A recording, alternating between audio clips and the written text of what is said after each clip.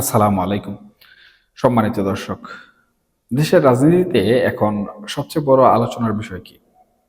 হ্যাঁ, আপনারা ঠিকই ধরেছেন। বঙ্গভবনের দিকেই এখন সবার নজর। নতুন সরকার গঠন হয়েছে, মন্ত্রিসভা থেকে শুরু করে প্রশাসনের রদবদল সবকিছু কিন্তু একটা নতুন রূপ পেয়েছে।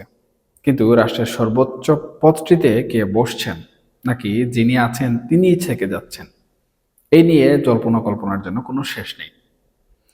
চায়ের খাপ থেকে শুরু করে রাজনীতির আঁতুড়ঘর সবখানেই এখন একটাই প্রশ্ন: রাষ্ট্রপতির চেয়ারে কি কোনো ধরনের পরিবর্তন আসছে?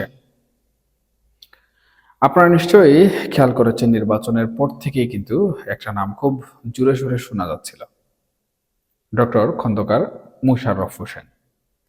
সবার ধারণা ছিল তিনি হতে যাচ্ছেন বঙ্গভবনের নতুন বাসিন্দা। শুরুতে অবশ্য মির্জা ফখরুল ইসলাম আলমগীরের নামও বেশ আলোচনায় এসেছিল, কিন্তু তিনি খুব স্পষ্ট করে জানিয়ে দিয়েছেন তিনি জনগণের সাথে রাজনীতি করতে বেশি স্বাচ্ছন্দ্য বোধ করেন। ঘরবন্দি হয়ে বা প্রটোকলের বেড়াজালে আটকে থেকে রাষ্ট্রপতির দায়িত্ব পালন করাটা তার রাজনৈতিক দর্শনের সাথে ঠিক যায় না।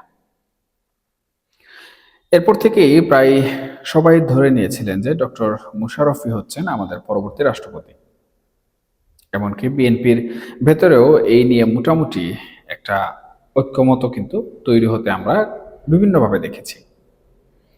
কিন্তু রাজনীতিতে কখন কি হয় তা আগে থেকে বলা বড়ই মুশকিল। সম্প্রতি ডেইলি টাইমস নামের একটি গণমাধ্যম এমন একটি খবর প্রকাশ করেছে যা রীতিমতো রাজনৈতিক অঙ্গনে একটা বড়সড় ধাক্কা দিয়েছে।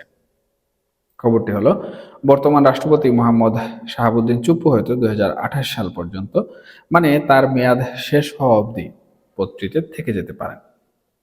খবরটা শুনে নিশ্চয়ই আপনারও একটু অবাক লাগছে। ভাবছেন এটা কিভাবে আসলে সম্ভব? যে দল সদ্য ক্ষমতায় এলো তারা কেন বিগত সরকারের নিয়োগ দেয়া একজন রাষ্ট্রপতিকে এত লম্বা সময় ধরে রেখে দেবে? চলুন একটু তুলিয়ে দেখি পুরো সমীকরণটা আসলে কি দাঁড়াচ্ছে সেই বিষয়টি। দেখুন, গণমাধ্যমের তথ্যসূত্র এবং বিভিন্ন প্রতিবেদনের মধ্য থেকে খুব ইন্টারেস্টিং ব্যাপার যেটি উঠে এসেছে তা হলো, তারা বলছে এই খবরটি তারা স্বয়ং রাষ্ট্রপতির সাথে কথা বলেই করেছে।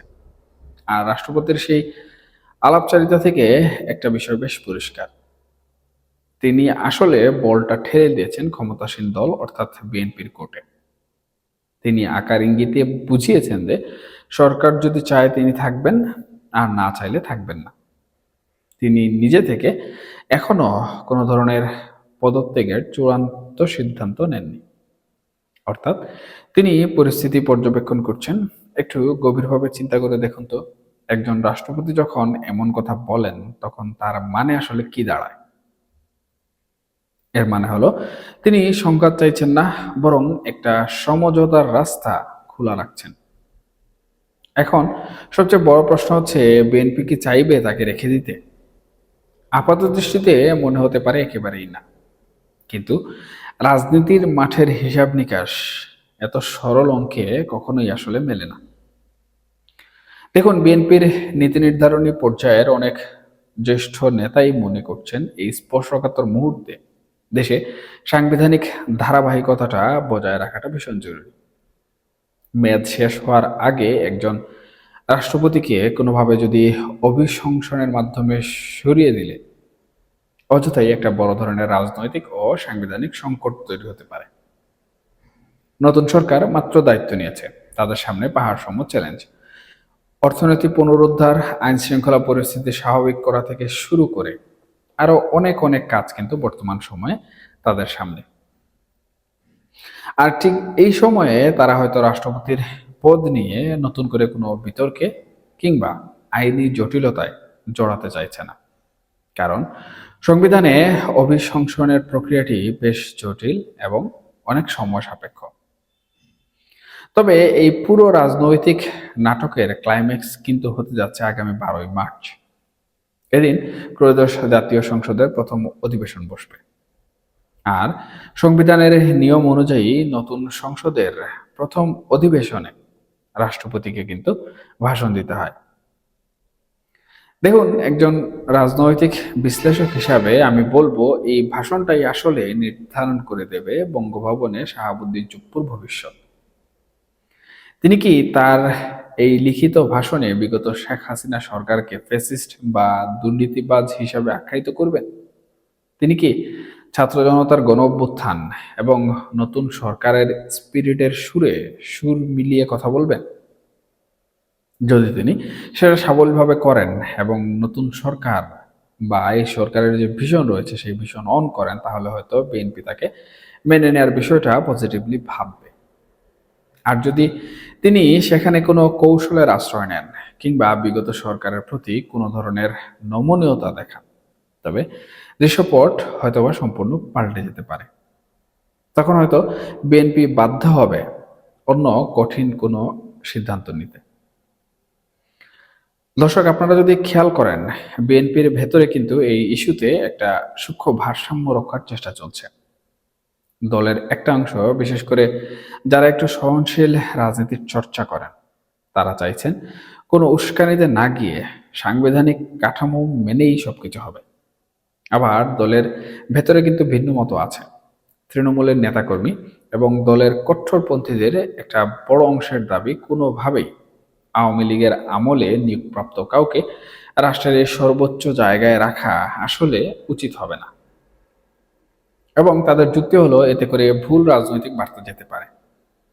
এবং তারা মনে করেন সংসদের প্রথম অধিবেশন শেষ হওয়ার পরপরই রাষ্ট্রপতিকে স্বেচ্ছায় পদত্যাগ করার জন্য উৎসাহিত করা যেতে পারে। এই যে উৎসাহিত করা বা সফট সিগন্যাল দেওয়ার কথা বলা হচ্ছে, এটাই কিন্তু হতে পারে সবচেয়ে কার্যকর সমাধান। বিএনপি হয়তো কোনো ইমপিচমেন্টের পথে হাঁটবেই না।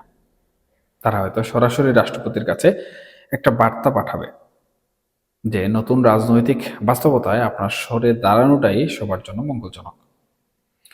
আর শাহাবুদ্দিন চুপ্পুর বর্তমান যে বডি ল্যাঙ্গুয়েজ, তাতে মনে হচ্ছে এমন কোনো সম্মানজনক প্রস্থানের বার্তা পেলে তিনি হয়তো সহজেই পদত্যাগ করে ফেলবেন। যদি সত্যি তিনি পদত্যাগ করেন, তাহলে প্রক্রিয়াটা কি হবে? অনেকেই হয়তো ভাবছেন দেশে সাংবিধানিক শূন্যতা তৈরি হবে কিনা। আসলে না, সংবিধান অনুযায়ী রাষ্ট্রপতি পদত্যাগ করলে বর্তমান স্পিকার অস্থায়ীভাবে রাষ্ট্রপতির দায়িত্ব নেবেন। এরপর স্পিকারের সভাপতিত্বেই সংসদ নতুন রাষ্ট্রপতি নির্বাচনের জন্য প্রস্তুত হবে। নির্বাচন কমিশন থেকে রাষ্ট্রপতি নির্বাচনের তফসিল ঘোষণা করা হবে এবং সংসদ সদস্যের ভোটে একজন নতুন রাষ্ট্রপতি নির্বাচিত হয়ে আসবেন। এরপর সেই নতুন রাষ্ট্রপতি দায়িত্ব গ্রহণ করবেন এবং স্পিকার আবারও তার আগের জায়গায় ফিরে যাবেন। অর্থাৎ পুরো প্রক্রিয়াটা খুব স্বাভাবিকভাবেই হবে এবং কোনো আইনি সংকট ছাড়াই এখানে সম্পূর্ণ হতে পারে। দেখুন, মির্জা ফখরুল ইসলাম আলমগীর কিছুদিন আগে এই বিষয়ে কিন্তু একটা মন্তব্য করেছিলেন। তিনি বলেছিলেন, বিএনপিতে রাষ্ট্রপতি হওয়ার মতো যোগ্য অন্তত ৩ থেকে ৪ জন নেতা আছেন। তবে যেহেতু বর্তমান রাষ্ট্রপতির মেয়াদ শেষ হয়নি, তাই এখনই এই নিয়ে আলোচনার কোনো দরকার নেই। তার এই কথা থেকে অনেকেই হয়তো ধরে নিচ্ছেন যে বিএনপি হয়তো চুপ্পু সাহেবকেই রেখে দিচ্ছে। কিন্তু রাজনীতিতে মুখের কথার চেয়ে ভেতরের যে কৌশল, সেই ভেতরের কৌশল কিন্তু অনেক বেশি গুরুত্বপূর্ণ। এদিকে স্বরাষ্ট্রমন্ত্রী সালাউদ্দিন আহমেদও কিন্তু পুলিশ হত্যাকাণ্ডের বিচার প্রসঙ্গে ফখরুল সাহেবের আগের একটা বক্তব্যকে একদিনের ব্যবধানে কিন্তু পাল্টে দিয়েছিলেন। তাই মির্জা ফখরুল সাহেবের ওই কথাটাই যে বিএনপির চূড়ান্ত সিদ্ধান্ত, এমনটা শতভাগ নিশ্চিত হয়ে বলাটা একটু মুশকিলই বটে।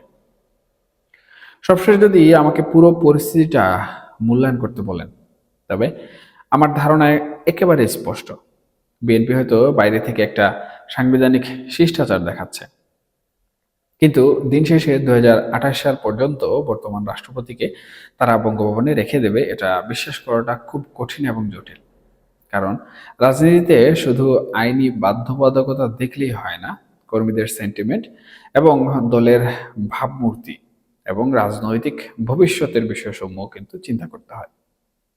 বিএনপি কিন্তু খুব ভালো করেই জানে ক্ষমতার এই পালাবদলের পর রাষ্ট্রের শীর্ষ পদটিতে নিজেদের একজন বিশ্বস্ত ও পরীক্ষিত মানুষকে বসানোটা কতটা জরুরি। তাই আমার বিশ্লেষণ বলছে বর্তমান রাষ্ট্রপতি তার মেয়াদ পূর্ণ করতে পারবেন না। আগামী 12ই মার্চের পর পরিস্থিতি যেদিকেই যাক না কেন, একটা নির্দিষ্ট সময় পর বিএনপি ঠিকই তাকে তার সম্মান দিয়ে সসম্মানে সরে দাঁড়ানোর পথ তৈরি করে দেবে। আর বঙ্গভবনে আসবেন নতুন কোনো অভিভাবক। রাজনীতি আসলে এক অদ্ভুত সম্ভাবনার খেলা। এখানে শেষ কথা বলে কোনো কিছুই নেই। আগামী দিনগুলোতে আরো কত নতুন সমীকরণ তৈরি হবে তা দেখার জন্য আমরা সবাই অধীর আগ্রহে কিন্তু অপেক্ষায় আছি। সুপ্রিয় দর্শক, আপনাদের এখানে কি মনে হয়, বর্তমান রাষ্ট্রপতি কি থেকে যাবেন, নাকি খুব শিগগিরই বঙ্গভবনে আমরা নতুন কাউকে দেখতে পাবো? আপনাদের মূল্যবান মতামত এবং বিশ্লেষণ অবশ্যই কমেন্ট বক্সে জানাবেন। আমরা আপনাদের মন্তব্যগুলো পড়ি এবং সেখান থেকেও অনেক নতুন দিক উন্মোচিত হয়। এখনকার মতো এই পর্যন্তই। রাজনৈতিক এই টানাপোড়েনের নতুন কোনো আপডেট নিয়ে খুব শীঘ্রই হয়তো আবার আপনাদের সামনে হাজির হব। সে পর্যন্ত সবাই ভালো থাকুন, সুস্থ থাকুন এবং অবশ্যই নিরাপদে থাকবেন। আল্লাহ হাফেজ।